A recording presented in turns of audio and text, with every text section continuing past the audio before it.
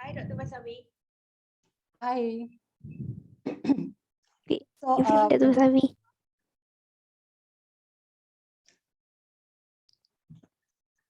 So I welcome everyone to today's very, very special event for the youngsters that are there with ECDF. And we are really proud of our young voices who has this, vision in their lives to talk about the things they're passionate about. So today we are, presenting 15 young voices from different parts of the globe, and they would be talking about creating a desirable future. And these insights, I feel, is going to be great insights because these are young leaders. Our whole, the world depends on the next generation that is going to be the next generation of leaders. And ECDF is really proud to have you all here today in this forum as young speakers. Before we start, let me tell you a little about what ECDF does. We are the Early Child Development Forum, and we are an initiative of Arya Foundation for Children and Women Welfare, where we essentially work for empowerment of children and women and of those who work with children in their early years. So we've been doing a lot of work in terms of, with children from the marginalized sections of the society who do not get the best practices of early childhood education. We have been also conducting a lot of trainings to empower educators. We've been having a lot of conferences which are global, which we have online, and now we are having our physical conferences. So we do a lot of events and activities to empower all those who are part of this domain of education. So without taking much time, let me first introduce today's very, very dynamic speaker. She is Iffat Ikram, and she is from Guwahati, Assam. She's a student of Maria's public school, and today she would be speaking about empathy through stories. So when we talk about empathy, we understand empathy is saying with the eyes of others, listening with the ears of another, and feeling with the heart of another, very rightly said by Alfred Adler. So I invite Iffat to present her topic, and the stage is all yours, Iffat. Thank you so much, ma'am. I'll share my screen, so I'll take 1 second. It says that I cannot share my screen.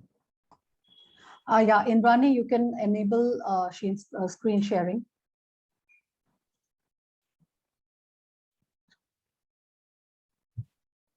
Yeah, you can share your screen now. Okay, I can. I hope my screen is visible. Hello. Yes. Thank you so much, ma'am. Hello, everybody. My name is Iffat Ikram, and I'm a 16-year-old student from Assam, India. So like Wasabi ma'am introduced, I'll be talking on the topic empathy through stories. So before I dive deeper into what this topic is and why I chose this, let us break down this term and understand it word by word. So when we break it down, we have empathy and stories. Stories, we know what that is, right? It is anything and everything around us. The people we meet, the places we explore, the food we eat, everything has a story. Yeah, some are more boring than the others, but they are a story nonetheless. And empathy, Wasabi ma'am already introduced what empathy is, but I'll still go into it deeper. So empathy is basically the ability to emotionally understand what others feel and see what they perceive. Empathy is when somebody tells you about a story and you react with cooperation, with support, with no judgment, when you basically put your perspective out of the picture to understand theirs better. Now, you may be wondering, why is this topic important? Is it even possible to react to a situation without empathy? Is it even possible to react to a situation with indifference? The answer is yes.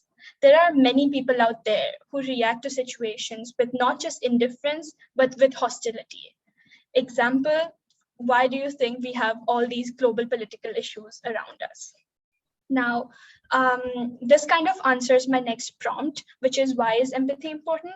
So empathy basically promotes world peace, right?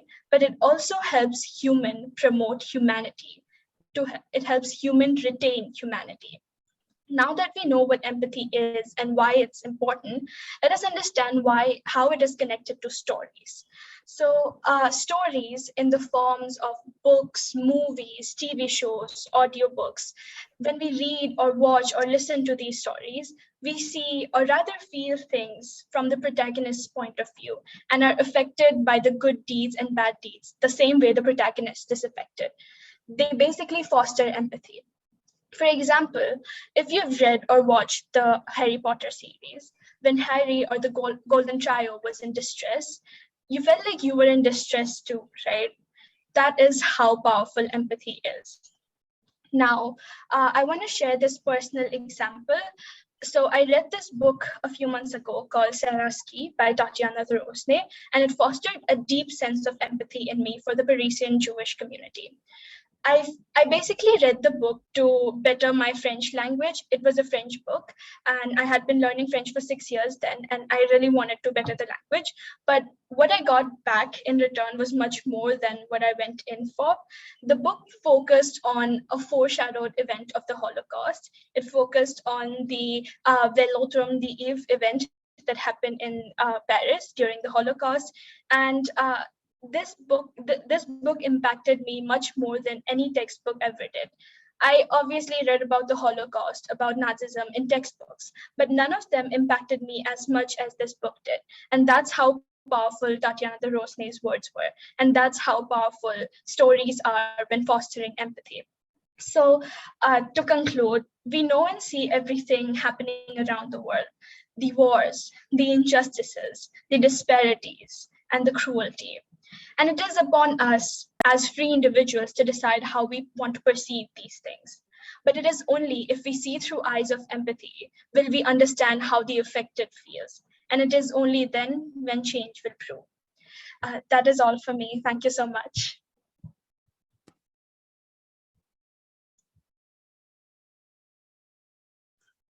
Thank you so much, Iffat, and it's so good to hear from our youngsters, to really think about being empathetic in today's world, which is so kind of machine oriented. It's so kind of rat race oriented, and when we look into the lives of others, when we try to understand from another person's point of view, when we start developing that feeling of humanitarianism in us, definitely we would go ahead to create a world which is going to be a much better place for us to live. And thanks a lot, Iffat, and I'm so glad that you joined us today. And coming up next is another speaker. She is Gift Pritney Luseka. She is from the Kisumu Multi-Talent Academy, and today Gift would be talking about child rights. So, Gift, are you able to hear me? You may unmute yourself and you may start your presentation on child rights. Hello, everyone. My name is Gift Pritney Luseka. I'm 11 years old and I school at Arya Primary School in Kisumu, Kenya. I'm currently enrolled at Kisumu Multi-Talent, so I'm practicing and upgrading my talents and skills. I'm a filmmaker, a screen actor, and a child rights activist. Today I want to share with you about child rights, whereby we know child rights is a subset of human rights with a particular attention and care afforded to the minors. We all know that a child is a young human being below the age of puberty and below the legal age of majority. A child is entitled to all the rights just like any other. Basically, there are 5 important rights for a minor.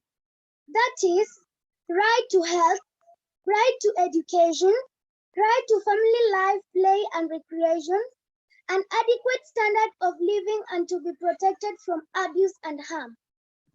My area of interest today is on health as a child right. Child health is a state of physical, mental, intellectual, Social and emotional well-being are not merely the absence of diseases or infirmity.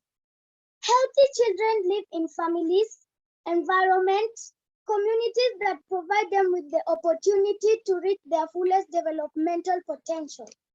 Therefore, child right to health is an inclusive right to timely and appropriate prevention, health promotion, curative, rehabilitative, and palliative services. Child right to health is a very critical and sensitive area that should be handled with a lot of care because it plays a major role in one's growth from birth to infancy through the preschool age to adolescence. Government need to show a commitment to progressively put these services in place to irrespective of resources. Have the obligation not to take any retrogressive step that could hamper the enjoyment for children's right to health. Government must strengthen health system to provide the required interventions for maternal, newborn, and children's health, including safe delivery services and care for the newborn.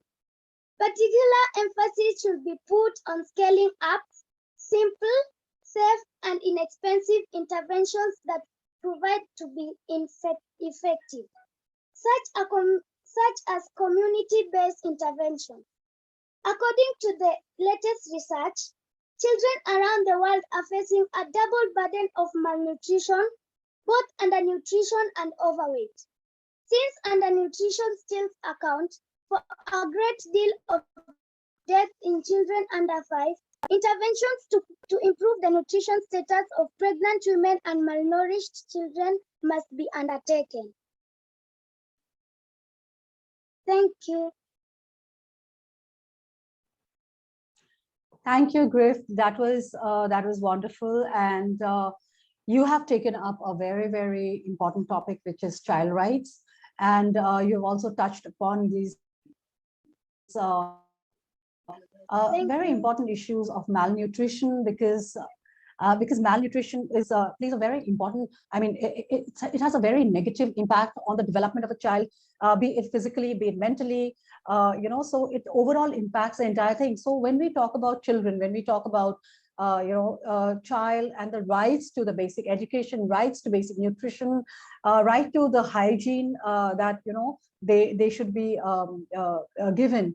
So it is basically a lot of things that it includes in a child's right. And when we talk about child's right, we need to look into all these aspects where we provide them a safety net where they are even free of any kind of negative activities that happen to them without their knowledge.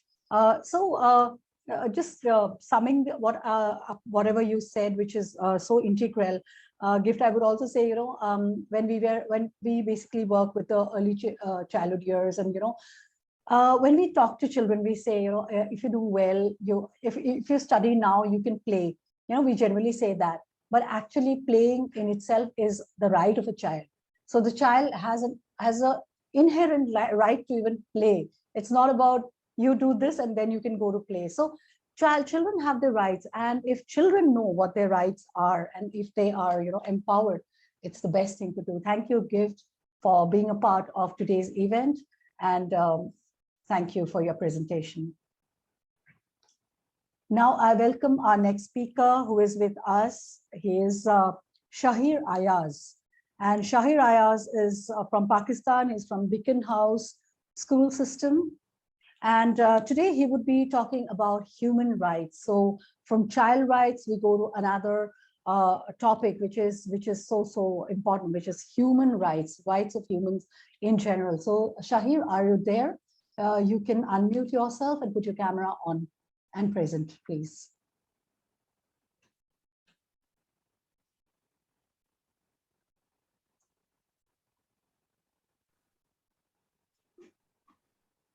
Am I visible?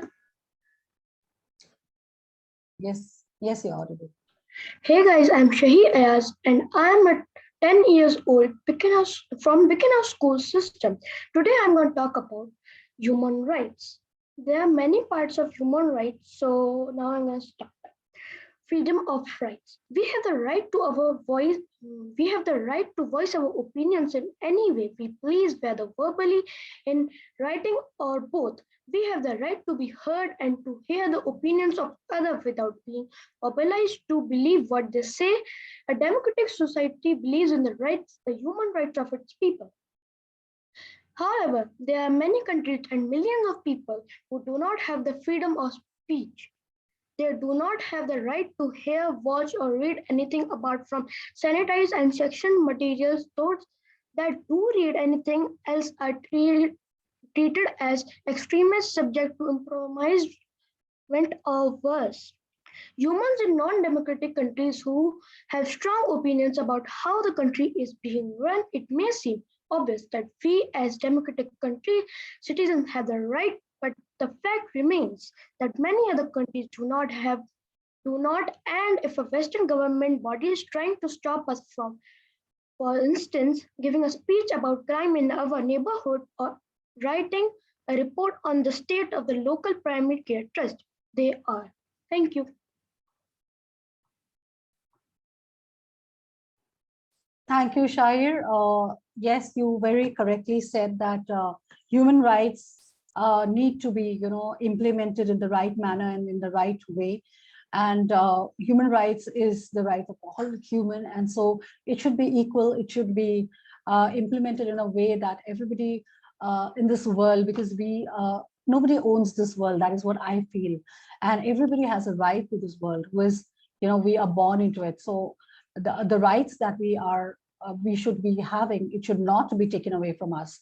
And I'm so glad that a young speaker has come up who is only 10 years old and who's talking about the human rights. So definitely tomorrow, all these speakers with us will be global leaders at one point of time, I believe, would take this up in the right spirit and bring some change into the world.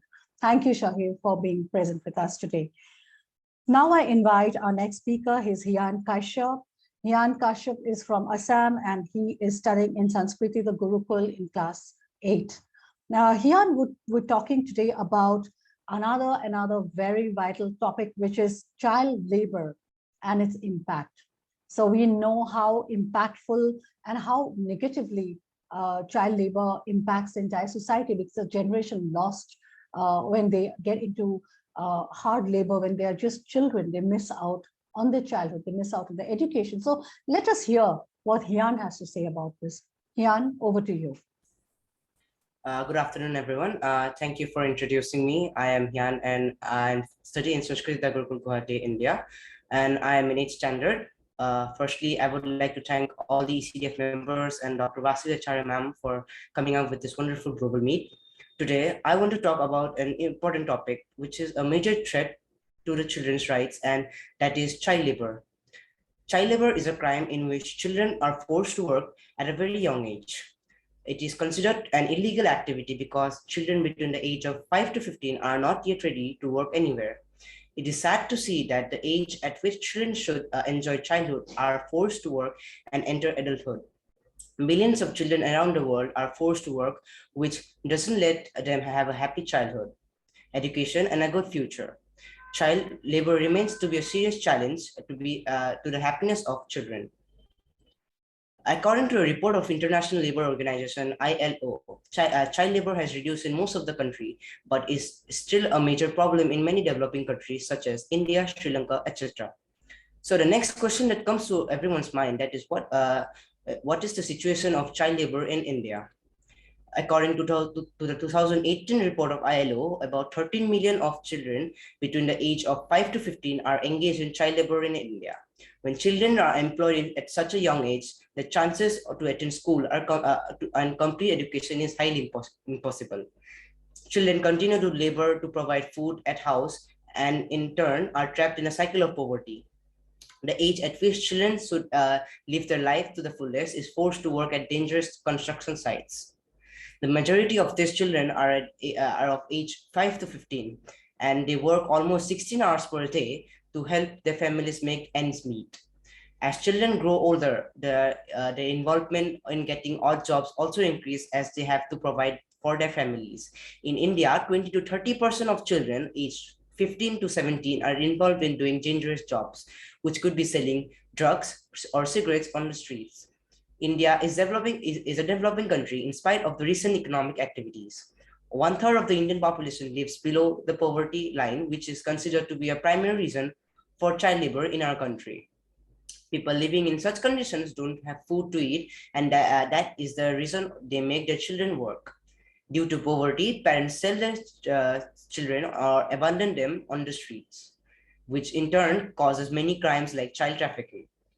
These innocent and vulnerable children are then forced to odd jobs that could range from selling drugs, cigarettes, and even begging. The Indian government had passed a law against child labor in 1993, forbidding dangerous work that could cause harm to children under the age of 18. In spite of this, people exploit the law as there are many loopholes in the system, which includes corrupted government officials. In 2006 and 2016, the law against child labor was tightened to ensure that children under the age of 15 are not allowed to be used as a domestic help at hotels and restaurants.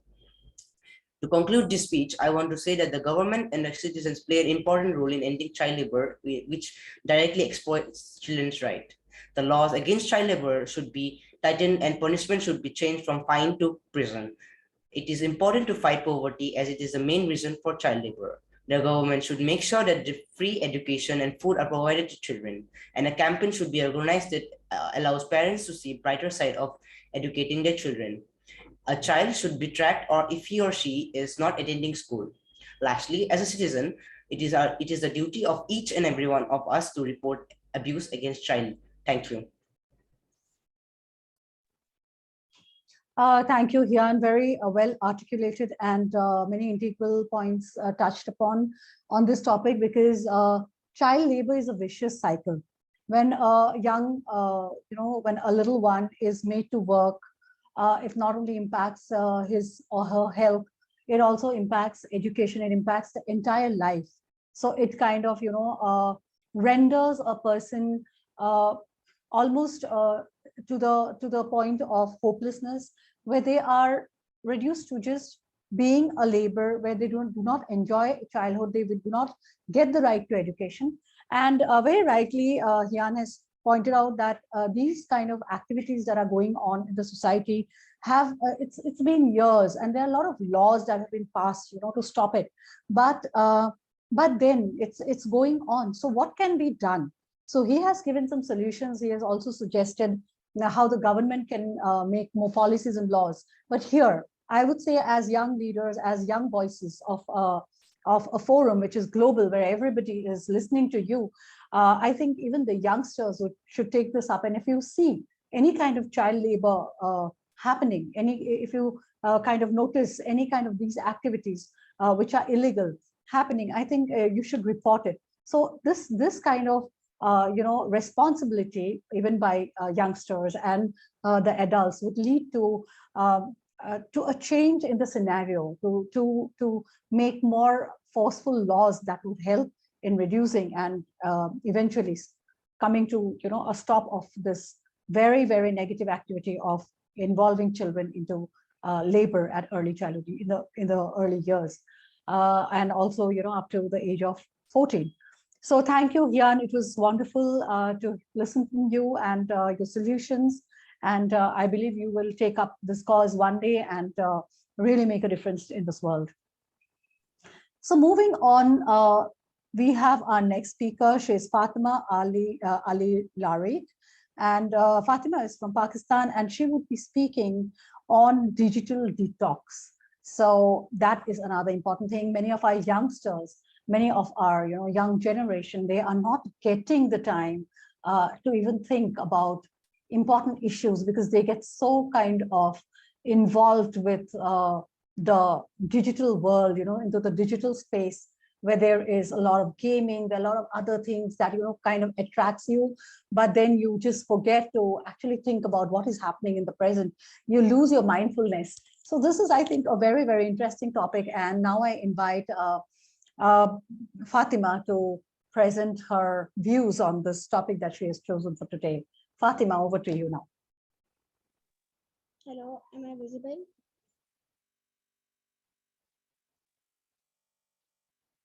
Hello, can you see me? Hello, Yeah. my name is Fatima and I am a speaker at ECDF Young Voices. So today my topic is, why is it important to do a digital detox right now? With lockdown restrictions in place, it is no surprise that people are dependent on social media to stay connected with friends and family. Even while working from home, being around gadgets to get things done has become a necessity. Many psychologists believe that reaching for our phones has now become a mechanism to cope with the unknown. We try to subconsciously reduce our anxiety by trying to get updates from the world by staying connected to our screens, regardless of whether we are glued to technology for entertainment, disconnection, work, distraction, or boredom. It is safe to say that it has become hard to draw tech boundaries, and we are spending more time on technology than we would like, making our screen time soar to new heights. How now can you go without reaching for your phone? For some, this could be a few hours, but while for others, even keeping their phone aside for a few minutes can be distressing. Mobile phones have become the gadgets we first check when we wake up and the last thing we look at before we fall asleep. And when we are not just using our phones, there is always some other technology in place, such as our laptops, television, or gaming consoles. One of the most popular ways to develop a sustainable relationship with technology before you let it take control on you is by taking a digital detox. A digital detox is when you voluntarily or and intentionally decide to stay clear of technology to forego the stress and anxiety that comes with constant communication. This includes stepping away from all gadgets like your smartphone, laptop, television, gaming consoles, and from any kind of social media, forcing you to focus more on real life interactions rather than social media notifications. Thank you.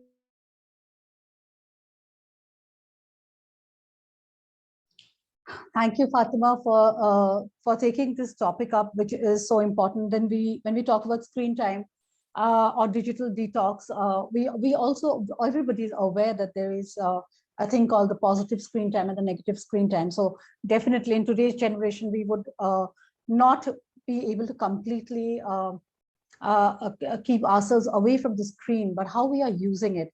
Because even today we are, together, all of us together from different parts of the world, and we are using the screen as one of the medium to take our, message forward towards this world, to the world.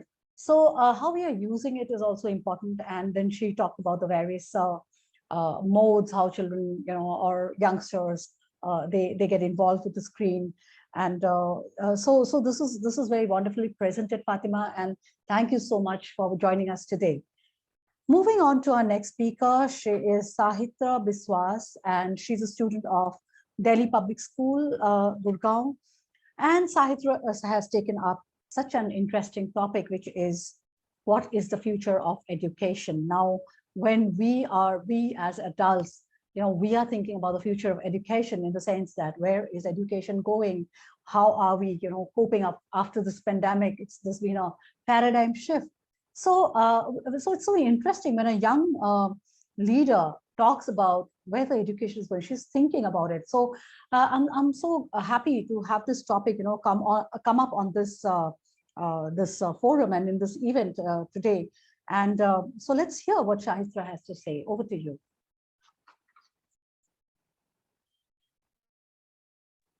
You can unmute yourself and start, Sahitra.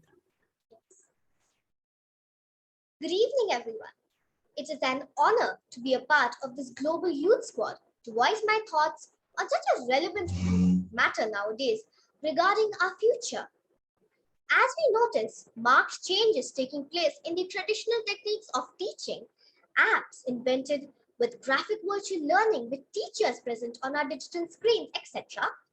All these developments and more that are enhancing education deserve our attention, and we should build awareness around us for the same for wide reach.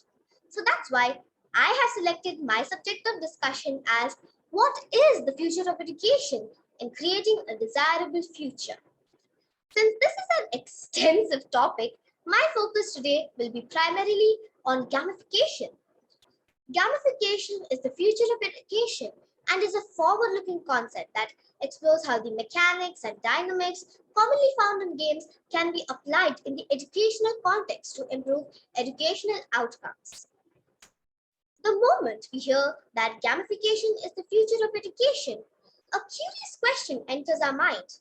How can games be converted into a method of erudition? Well, that's where learning the future is headed. Gamification is a relatively new concept, but an old practice. Games and the elements that make up games have been incorporated into other areas of life throughout history. This is particularly true of education, where the need to ensure student interest and participation has meant that game mechanics such as rewards and group tasks have become core teaching tools.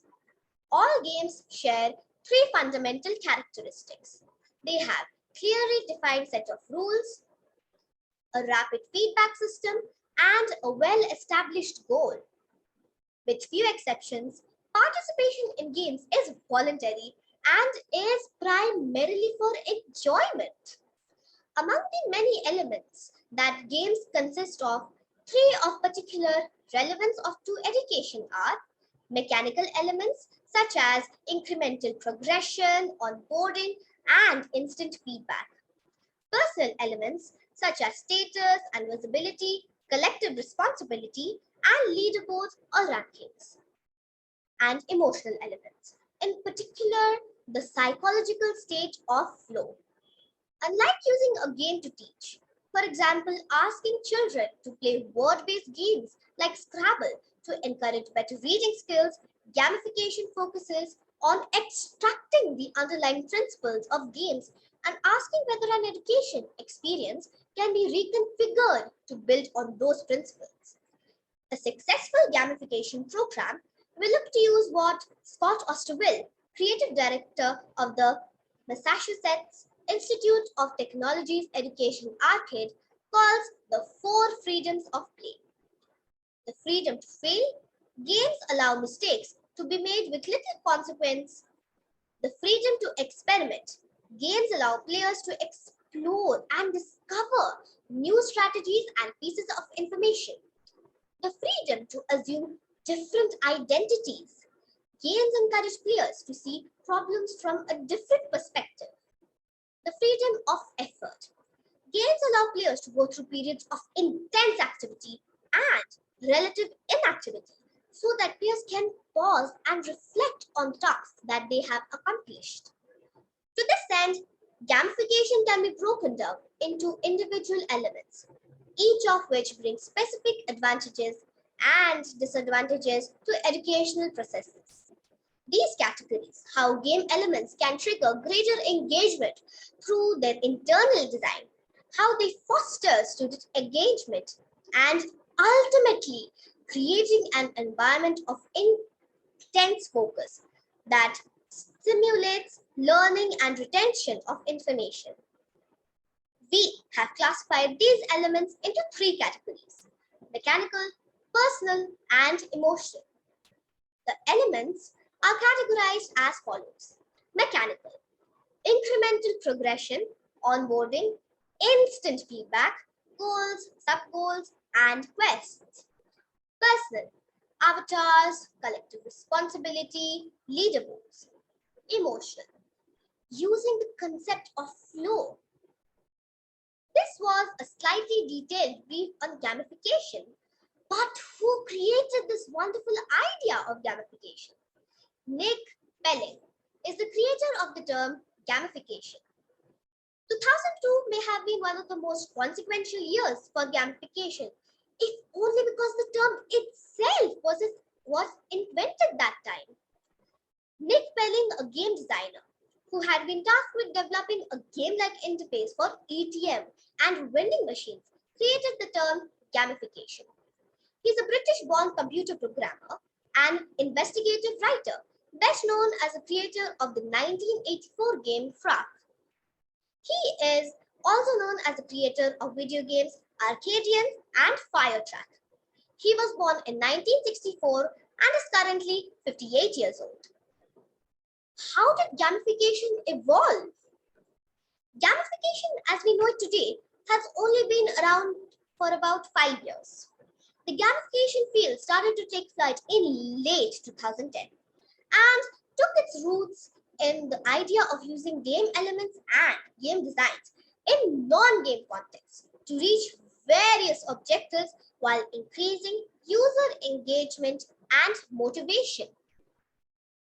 Now, although the term has enjoyed a very short and successful history, the concept of using games to make work fun has been around for a while.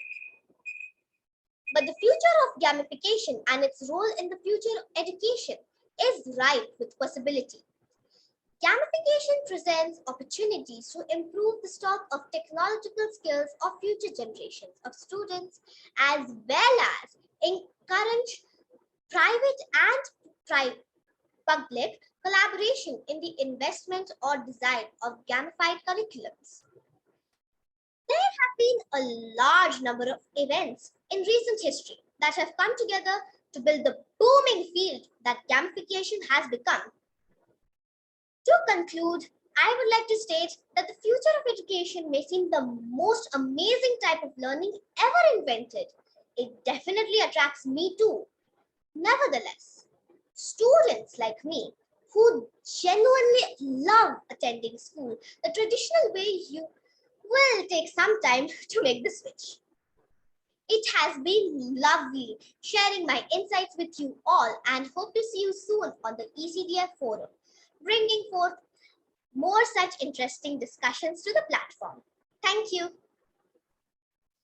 Thank you, Sahitra. That was really insightful and very well articulated and very, very vital and integral points touched upon in terms of the future of education. And since I would like to add here, you've been talking on a different perspective, and if I add the early childhood education bit into it, we say learning through play. And that's been a very, very experiential learning, getting involved and actually getting to understand. It's not going to be completely, something which is just given, but you just explore, you do it. And how play helps in problem solving, how it's really beautiful and insightful. And I think you talked very, very on very vital points.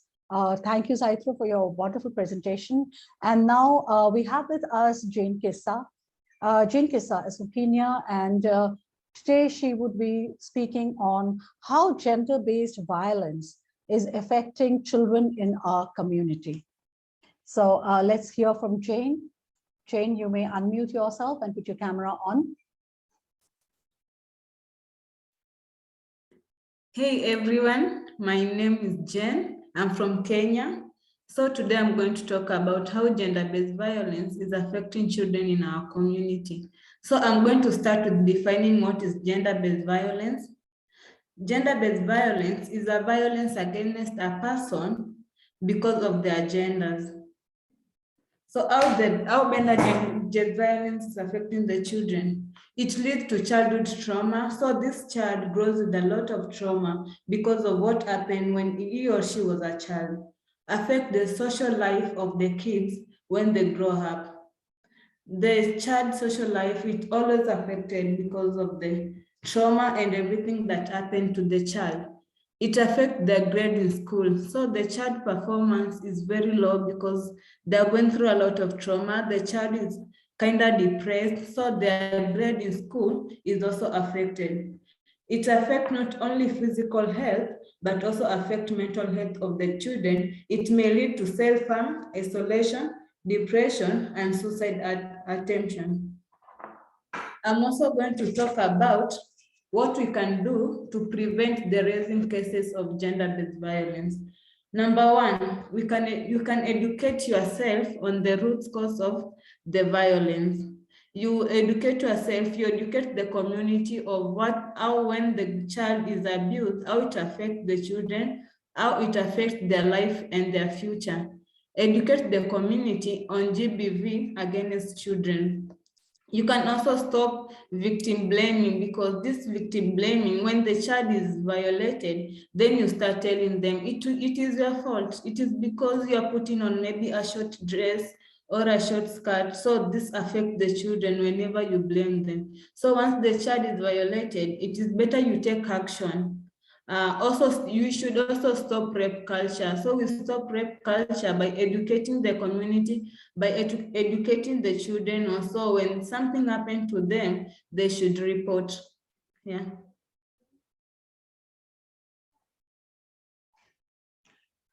Thank you, Jane. Thank you for presenting. And this is such an integral topic and important in terms of how gender-based violence is affecting children in our community. Yesterday or day before, I was just watching an interview of Melinda Gates, and there she had, talked about this, where when there is biasness in the gender, and this biasness starts right at the home, right in your own surroundings. And these kind of practices, if we need to remove it, we have to have a mindset, we have to change our mindset, and we need to think of more of gender equality. We need to give more rights to both.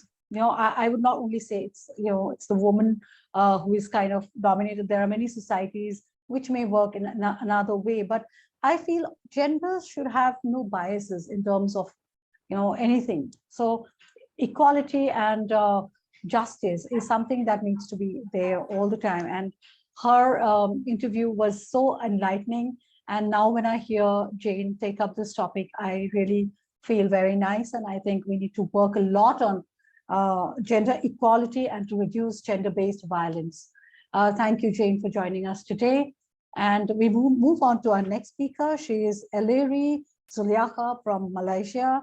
And Eliri is speaking on a very interesting topic, and I really like the sound of it: romanticizing dangers in social media, the impact, and how to make it more positive.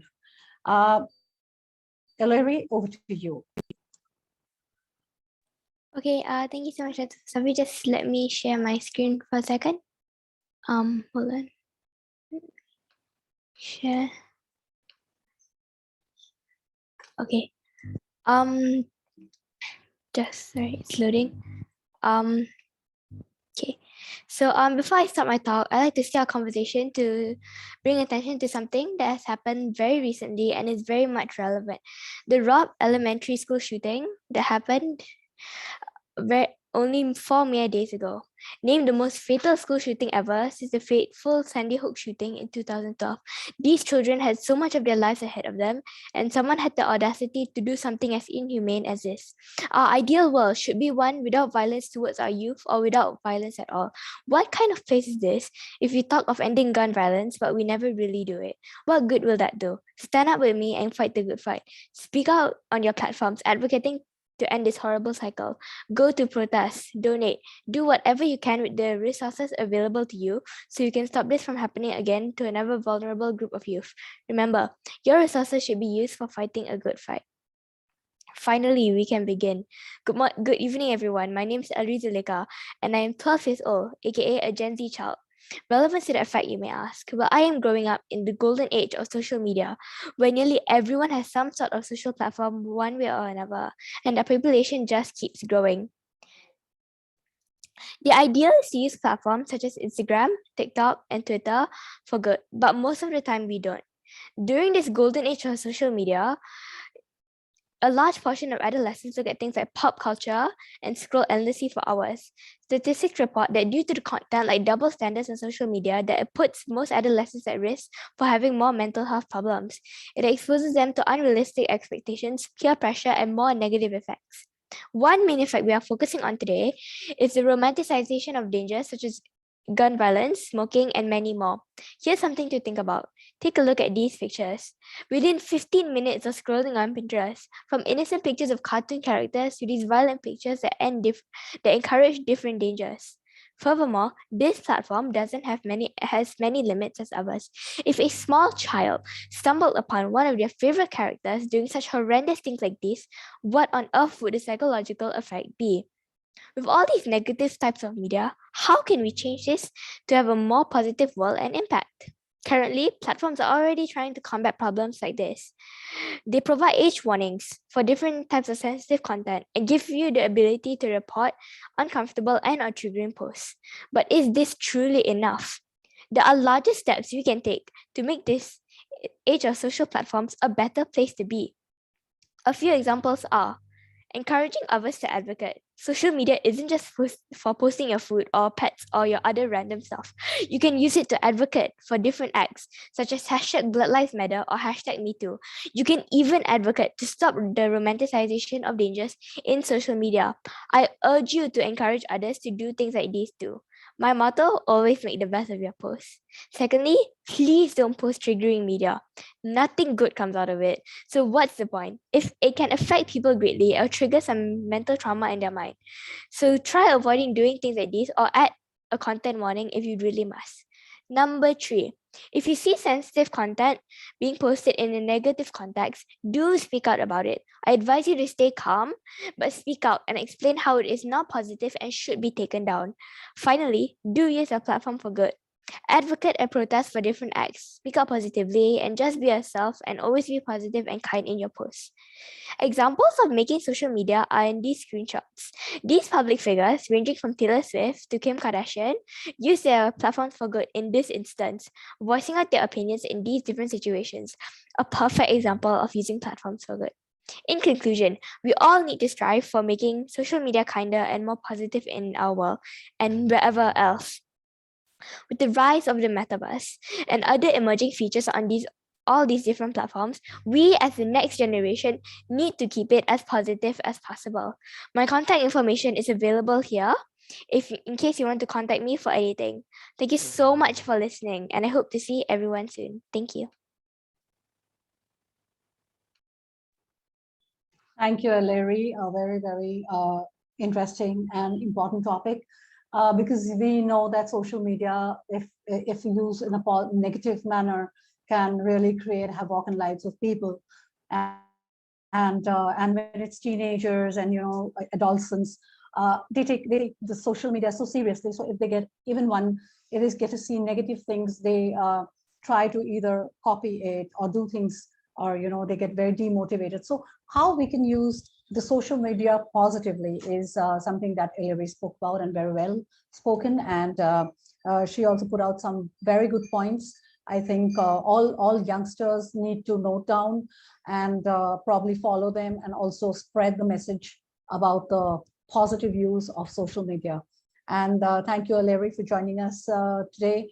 And we hope to see you again in our next meets that we come up with. So moving on to our next speaker, we have Afrin Islam. Afrin Islam is from South Point School, which is in Assam. And today Afrin would be speaking about 21st century skills. That is her topic. So Afrin, over to you. You can unmute yourself and start. Thank you. Hello everybody, my name is Afrin Islam. I'm from India, and today I'm going to speak on the topic 21st century skills. As we all know, the term skill means the ability to do something well. So from this definition, we can get to know that that 21st century skills can be referred to as the ability to carry out and excel in the various works of this 21st century. Or in simple terms, this 21st century skills can be defined as the skills that are required to enable an individual to face the challenges of the 21st century world. This includes being globally active, digitally transforming, collaboratively moving forward, creatively progressing, being quick in adopting changes, and so on. In this age of internet, 21st century skills are very necessary for our everyday life, be it in school, work, or anywhere else. Now let us come to the components of the 21st century skills. 21st century skills can be broadly divided into three main skill sets or can simply be said as 3 L's. The 3 L here are, the first one is learning skills. Learning skill refers to the skills which can help us adapt modern working environment and acquire new knowledge. This skill can further be divided into 4 categories, which is generally known as 4 C's. These 4 C's are critically thinking, creativity, collaboration, and communication. Next number of 3 L's are literary skills. It refers to those skills which help in gaining and creating new knowledge through reading, media, and various other digital platforms. Literary skills is further classified into 3 categories. These categories can also be said as IMT. Now coming to the third one, it is life skills. These skills are needed in everyday life to become a successful individual. This skill plays a very vital role in personal development also. Under this life skill, there comes 4 categories that is known as FLIP. It stands for flexibility, leadership, initiative, and productivity. Now let us take a look at the importance of this 21st century skills.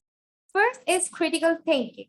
This ability helps us to find solutions to problems. It includes identifying, understanding, and raising questions about basic concepts and also solving problems. Next comes creativity. Creativity means, it simply means thinking outside of the box, thinking something innovative, thinking something creative, and like that. Next in number comes collaboration. It refers to the ability to work effectively with others. Collaboration helps us to develop interest and fun in teaching learning process. This particular ability, if developed in a student, then it will help them understand social and concerns better. Communication, it refers to the ability to express one's opinions, needs, and desires appropriately. It may be verbal or written. Communication skill is a very important tool in an individual as it helps them to boost their self-confidence. Next in number comes information literacy. It refers to the ability to identify, find, evaluate, and use information effectively. Next is media literacy. It is the ability to access and analyze media messages and various informations about the things going on around the world. Next is technology literacy. It refers to use, manage, evaluate, and understand technology by keeping in mind the dangers of technology. Next is flexibility. Actually, these are the flip. This is the flip which can help us in personal development also. So this flexibility, if like when students or any individual enters a workforce, the life is totally different and they have to be flexible and they have to adapt the changes that they are gonna face. This flexibility generally refers to the ability to execute plans as needed or required. Next is leadership. Leadership generally means the ability to guide others and accomplish the same goals successfully. Initiative. This particular skill refers to the ability to make strategies, assess a situation, and take actions accordingly without others' guidance. This skill can help oneself perform better in workplace. Next is productivity. It can also be said as efficiency. This skill is very important for an individual. It ties all the other above mentioned activities. In simple terms, it means carrying out ideas, determining through flexibility, leadership, and initiative. The last one is social skills. These skills will help us to communicate well with others, work collaboratively, and also effectively. These skills will help us become socially active and becoming more confident. Well, then this was all about the components of 21st century skills. Now let us know why are in most of the school nowadays, these 21st century skills are being implemented. As we know learning, we can say that learning, when it comes to learning just doesn't mean that what we are reading just to know about it, just to keep it in mind and then write in exams and so on. Learning in student means when a student is able to perform effectively and also when he or she is able to fulfill his or her responsibility towards the society and nation. The goal of learning is to enable today's students to be a good citizen and a responsible citizen who is well aware of his or her potential and competence. In this rapidly changing world, the previous system of education, which was just learning and giving exams, could not keep a pace with the requirements of workplace. These 21st century skills are very valuable in today's rapidly changing world. Skills such as creativity, collaboration, communication, and leadership are gaining prominence in various sectors of the world, such as workplaces, schools, and so on. Therefore, 24th century skills are being implemented in most of the schools so that we can get to know about the skills and face less difficulties in the near future. Thank you. That is all. Thank you, Afreen. Very, very well presented, and the 21st century skills are very beautifully explained, and also its importance in today's world because pandemic taught us a lot about how how resilient we need to be.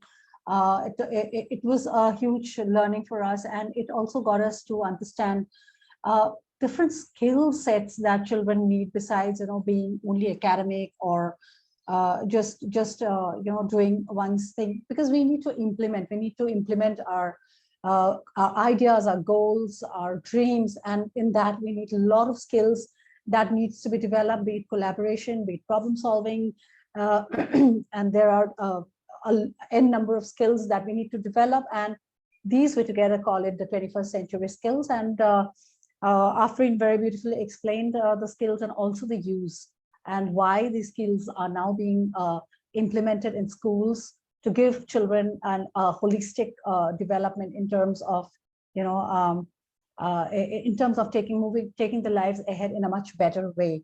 And the importance is immense. So we work a lot on the 21st century skills, and I was so very happy to have this topic today in today's discussion in the forum.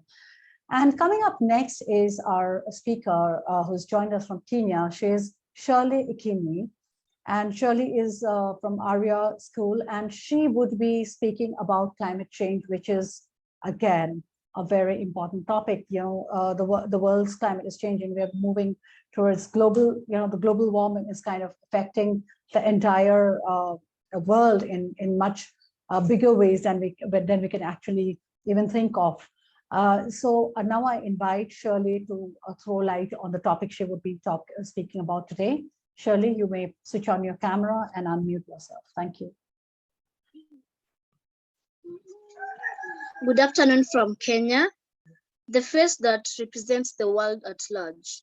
My name is Shirley Akinyi, a student at Arya Primary School in Kisumu, Kenya, and currently in class 7. I want to express my contentment with my fellow able speakers drawn from different countries, from different continents.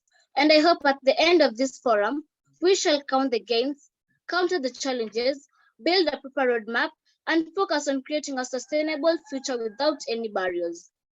It is worth noting that we are heading to a future with lots of extinctions, a future of necessities, a future that, if not properly checked, we will be the ultimate inheritors of the unforeseen ruins. As young voices, we must amplify our voices beyond the horizon, break the glass ceiling of silence with lots of steadfastness, be firm in our advocacies. My fellow children, our actions will be of great importance to our nations and to the world at large. We must prove to the world of our commitments to a better future in terms of climate change. It is indomitable that our action and voices will move to stakeholders from the comfort of their boardrooms to a field where ruins are going to be witnessed and experienced, where our voices will shout, "Stop it." Climate change discussions and deliberations must move out from the boardrooms. The ground is burning. The future is fading. Burning of fossil fuels is just like a common practice. Cutting of trees is just an ending act. Carbon emission is just a nightmare we can't withstand. Yet, a number of countries and states have signed to ratify their commitment to improving our climate change agenda. So my question is, are they just in papers? Will their actions begin? Can we make this change happen? It is time to stand up and take it head on. The time is now. As Shirley Akinyi, I'll be starting the work to every actor in environment emission to compel the state to steadily implement the said declarations. With this, I believe my little actions will make the future generation have a better climatic environment. Shirley Akinyi is a passionate environmentalist who has started bridging the gap of 10% forest cover by planting trees. This is evidence in my previous activity of Trees for Birthday, where we planted around 300 seedlings during my birthday celebration done on 30th April 2022. I am also working closely with other stakeholders to upscale the production of green energy. Shirley Akinyi Products, my environment and climate change project, offers the variety of innovative means to reduce environmental pollution by recycling waste and making products for sale. I will again say that actions should speak louder than words. Let's act for a better future. I, as Shirley Akinyi, condemned the killing of students and teachers at Texas Elementary School just the other day. Let's take a moment of silence as a sign of respect and for the children and teachers who are shot in Texas.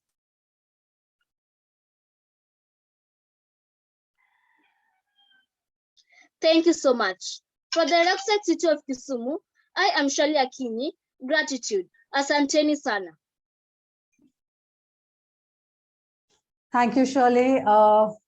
Wonderful insight and wonderful work you are doing.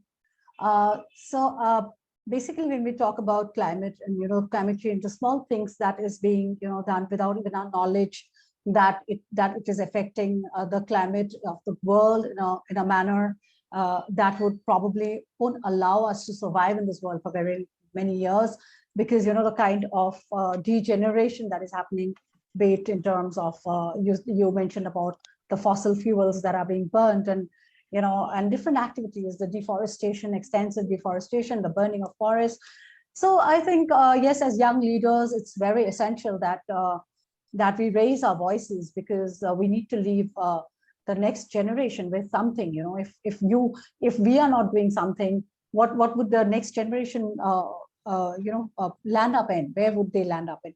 So it's very important, and climate action is something which is so very needful at this hour.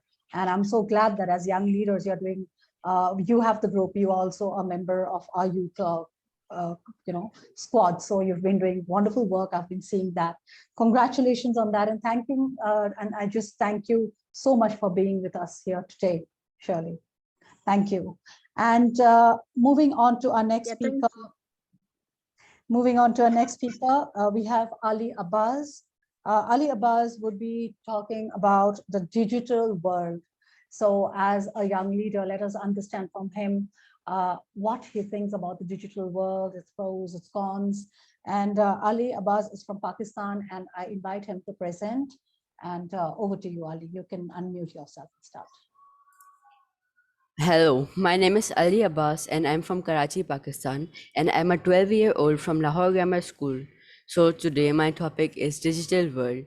So, digital technologies have advanced more rapidly than any innovation in our history, reaching around 50% of the developing world's population in only 2 decades and transforming societies by enhancing connectivity, financial inclusion, access to trade, and public services.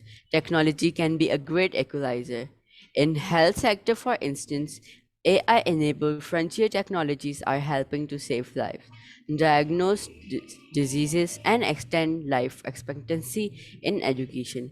Virtual learning and environments and distance learning have opened up programs to students who would otherwise be excluded by public services are also becoming more accessible and accountable through blockchain powered systems and less bureaucratically burdensome as a result of AI assistance. Big data can also support more responsive and accurate policies and programs. However, those yet to be connected remain cut off from the benefits of this new era and remain further behind.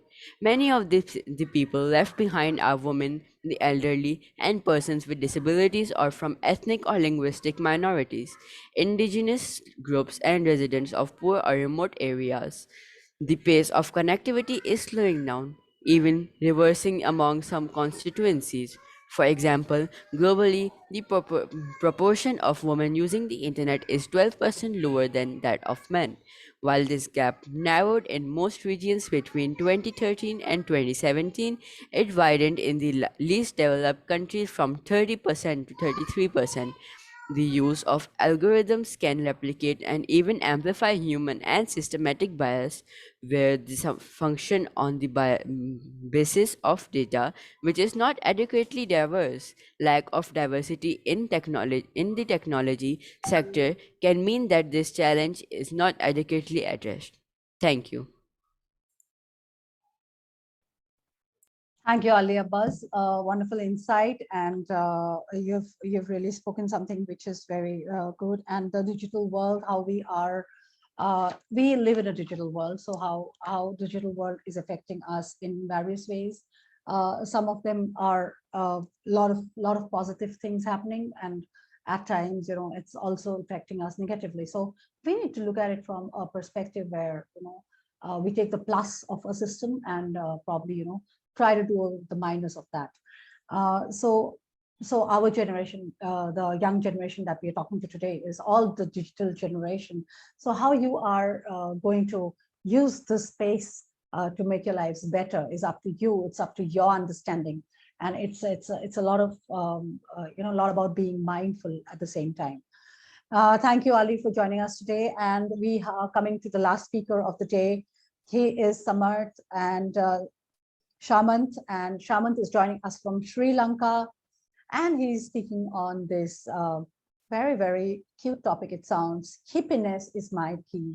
And that's something that's already making me smile. So, we've been discussing so many issues which are, so global, and that really needs attention. And when we talk about hippiness is my key, it's something, again, which I think needs a lot of attention into our own lives, into our own spirits. So over to you, Samant, and you can share your screen now. Thank you. Can you see my screen? Hello? Yes, it is visible. It's visible. Okay. So today I'm Shaman, here to talk about creating a desirable future. I'm Shaman from Sri Lanka, and I'll start with a little quote to cheer you guys up. Nothing is permanent in this world, even your troubles. So thank you, Dr. Vasavi, for giving me this amazing opportunity to talk about this topic in this forum. Okay. So, Samant, can I just interrupt? Your voice is coming muffled. So if you're using an earphone, you can just take it out, or just check your. Yeah. Can you hear me now? Hello. Sorry, you can carry on, but it's a little muffled, but it's okay. Yeah, you can carry on. Sure.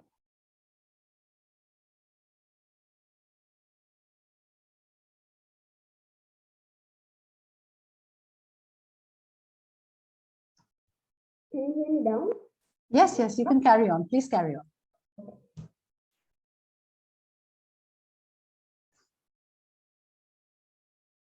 So, okay, I'll start with a little story. Okay, there was a boy who was leaning against the window and dreaming about the next stage of his life, which was middle school. Yes. And while he was dreaming about his middle school life, there was a large cloud coming towards him. It was a dark one. And suddenly, the people in the street disappeared. And everybody vanished. And yeah, there was no vehicles in the road. The stores were closed. And the government announced that it was a curfew. And finally, the schools were closed too. And he took a glance at the cloud, and the cloud's name was COVID-19 pandemic. The boy felt very upset. He felt very down. He couldn't run around the field. He couldn't play with his friends. He couldn't associate with his peers. He couldn't engage in educational activities. So all these problems gave him a massive pressure. But soon enough, he realized these were not problems. These were challenges, a part of the life. Yes. And when there's challenges, there should be solutions too. And he identified the solution. His dream of being in space came true within the space under the dining table. He played with what he had, and he engaged in educational activities through online. And then when the pandemic was off, he came back to his hometown, which was a village. And he got very attached to that.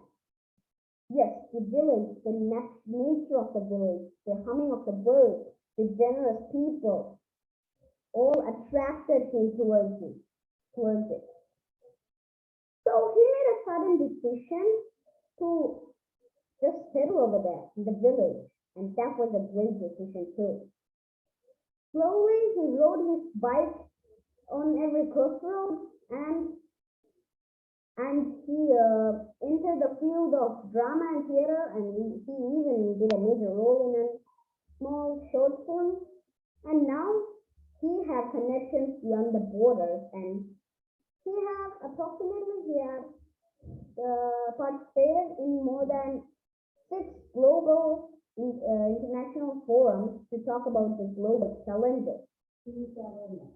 So, yes, now you guys are very excited to know who is that boy. But before I say his name, there's one more point about the boy. And finally, he met a doctor named Vasavi, and she gave a chance to talk in another international forum, creating a desirable future. Yes, guys, it's me. All right, this is a journey which started awfully, and now I have connection beyond the border. So the secret of my life is happiness is my key.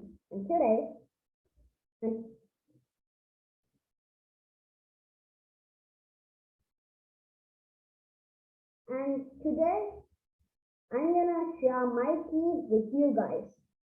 Okay, so let's go into the presentation. Samant, we are not able to hear you clearly because it's very muffled. So, we just move on to the next speaker for now. And yeah. Right, so let me invite our next speaker in the meanwhile. We have with us Ms. Mahrab Faraz, and Mahrab is a student of Hayat Girls College, Pakistan, and Mahrab would be talking about personal development. Over to you, Mahrab.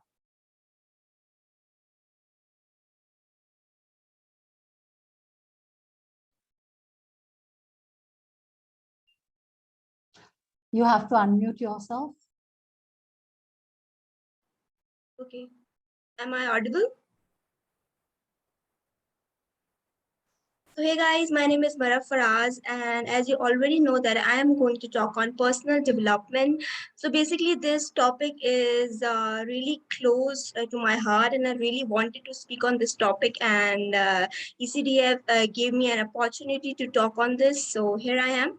So basically self-development or personal development is a way for people to assess their skills and qualities, like consider their aims in life and set achievable goals. Change is something that processes us out of our comfort zone. Change happens to us all in our everyday lives. A change is for the better or the worst, depending on where you view it. It can be seen in many different ways, such as the way we see the things, new beliefs, different values, new surroundings, new directions, maturity, and experiencing new emotions.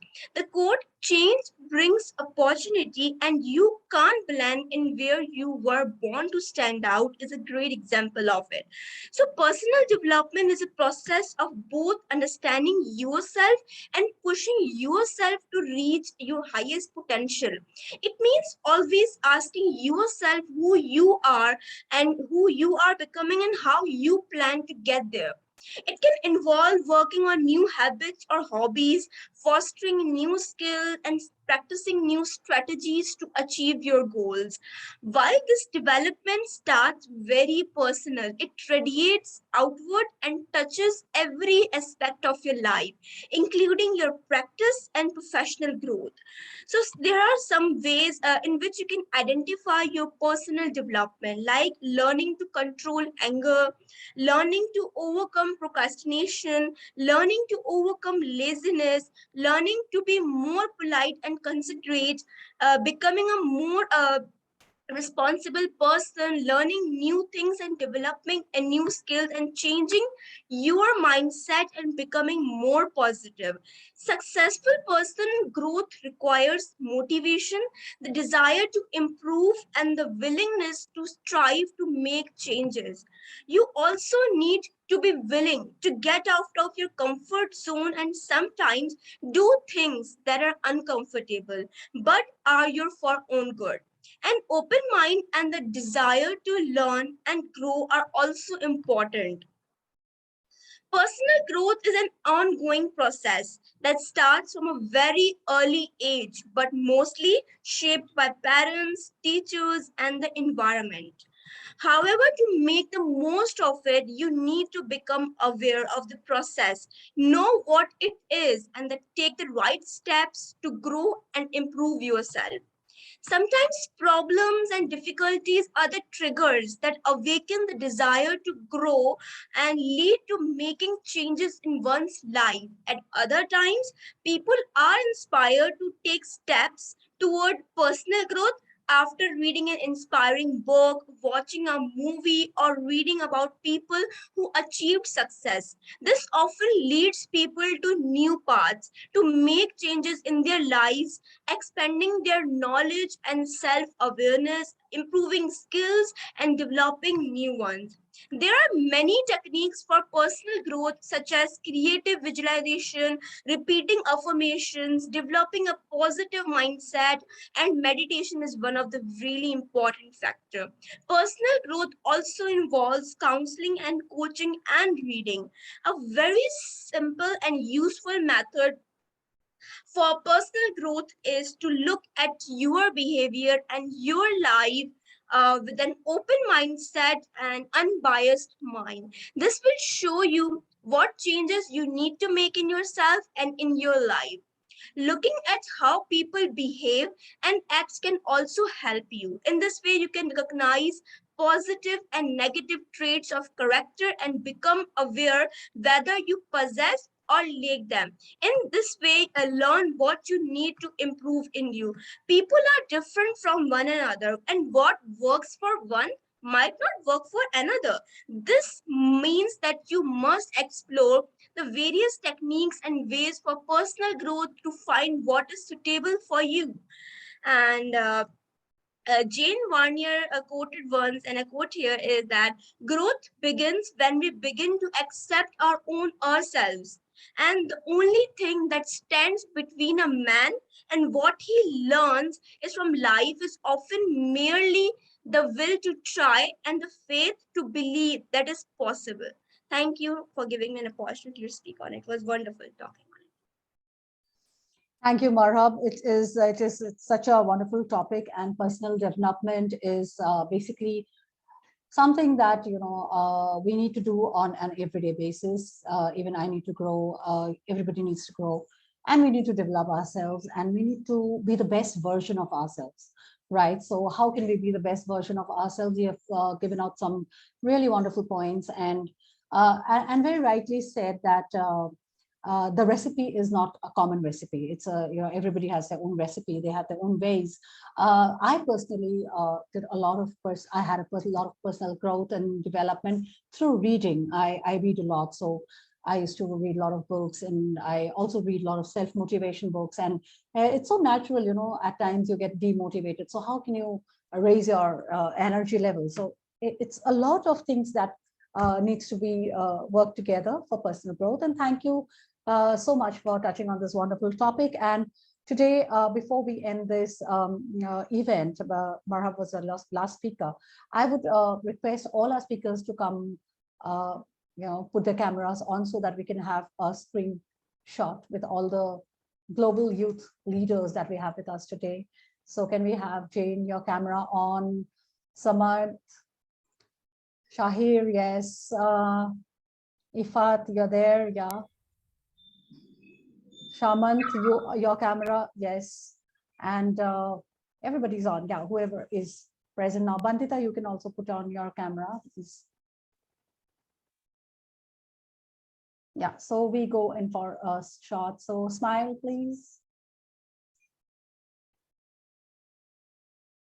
So today has been really wonderful. Before I end this such an enriching event, we have really all of you have touched upon very interesting and important subjects. Iffat talked about empathy, which is something that we need to all imbibe. We really need to be empathetic human beings to even think about climate change if we want to bring about stop gender-based violence. All these things are interlinked, because when we look humanity, when we look at it at a broader sense, we come to understand that we are all living in each other. So if we can understand that, then we would never harm the person next to us, or harm something that is not that we should not be harming. So so we touched upon gender-based violence. Gift talked about child rights. Then we talked about you talked about human rights, child labor, which is such an integral topic. Digital detox. So there was a lot of digital things. Then Sahitra, she talked about education. Where are we heading now? Then definitely the 21st century skills. We all need to imbibe personal development, which is again so important. And then social media, which is again a plus and a minus in people's lives. So that how can we make it very positive? And happiness.